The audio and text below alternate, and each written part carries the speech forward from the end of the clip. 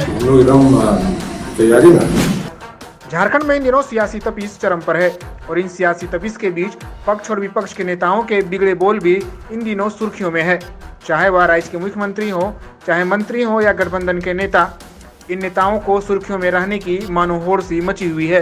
झारखंड पहले से ही भ्रष्टाचार को लेकर सुर्खियों में रहा है और फिर एक बार भ्रष्टाचार और नेताओं के बयानबाजी को लेकर जबरदस्त सुर्खियों में है। इन बयानों को गौर करें तो धमकी से लेकर अब मरने और मारने की बात सामने आने लगी है। ऐसे में सत्ता पक्ष के नेताओं से इस तरह के बयान के आने के बाद भाजपा भी दो हाथ करने के मूड में है। वहीं से लेकर मुख्य विपक्षी पार्टी भाजपा के प्रदेश प्रवक्ता प्रदीप सिन्हा ने कहा कि भाजपा के कार्यकर्ता भी तैयार हैं। वहीं उन्होंने कहा कि कई युवा इन नेताओं को अपना आदर्श मानते हैं, लेकिन झारखंड की राजनीति में बयान की मर्यादा शायद नेता भूल गए हैं। षड्यंत्र का जवाब हमें गांव से लेके पंचायत से लेके प्रखंड से लेके जिला से लेके पूरे राज्य तक पूरे मजबूती के साथ देना है और इस तरीके से देना है। अभी ये लोग सुने हैं कि कल परसों धरना प्रदर्शन करेंगे। चुन चुन करके यहाँ उनको पहचान कीजिए कौन लोग धरना प्रदर्शन पे जाते हैं। उन सबको समय आने पर सबक सिखाने का काम करना है। यहाँ के लोगों को हक अधिकार दिलाने का की जिम्मेदारी सौंपी है। अगर उसमें टांग अड़ाओगे तो हम लोग पीछे हटने वाले नहीं हैं, हम टांग तोड़ कर रख देंगे। ये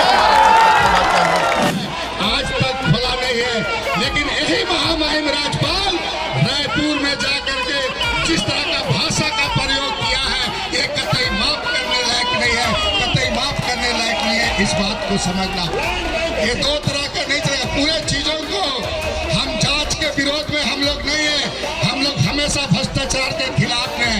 आप जांच करना है जांच करिए, लेकिन अगर राजनीतिक प्रतिशोध में अगर झारखंड में करोगे तो कुचल दिए जाओगे, इस बात को जानना। इसलिए आज मैं आप सभी लोगों को अपील करता हूँ, ये कोई साधारण या चुनावी सभा नहीं है, ये तुम्हारा केवल साधारण धरना प्रदर्शन नहीं है।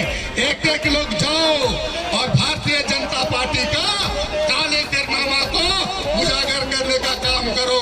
जरूरत होगा तो पटक पटक के मारने का भी काम करो। इस बात को समझना। लोग बोलेंगे कि अमर्यादित भाषा बंधु तिर्की बोला है, ऐसा नहीं। कल देखना, कल बोलेगा मोबाइल में, सोशल मीडिया में खूब चलेगा। अमर्यादित भाषा को किया है, बंधु तिर्की ऐसा है वैसा है। 6 लाख का भुक्तभोगी विधायक भी चला गया, बता रहे हैं। 6 लाख में समझ लो। और जितने इन भारतीय जनता पार्टी का सबका जांच करा लो, 6 लाख है कि 6 करोड़ है, पता चल जाएगा। हिम्मत है तो जांच करा ले लोग। इसीलिए हम डरना नहीं है। ये 2024 का ये लोग ताना बाना कर रहा है, इसलिए आने वाला दिन में बड़ी लड़ाई लड़नी है। इसलिए आप सभी लोगों से मेरा आग्रह होगा कि कमर कस ले और एक बार पता चल जाएगा इन लोगों को, हेमंत सोरेन का सरकार आज है, उनके कार्यकाल पूरा होगा, किसी का कहने से नहीं चलेगा।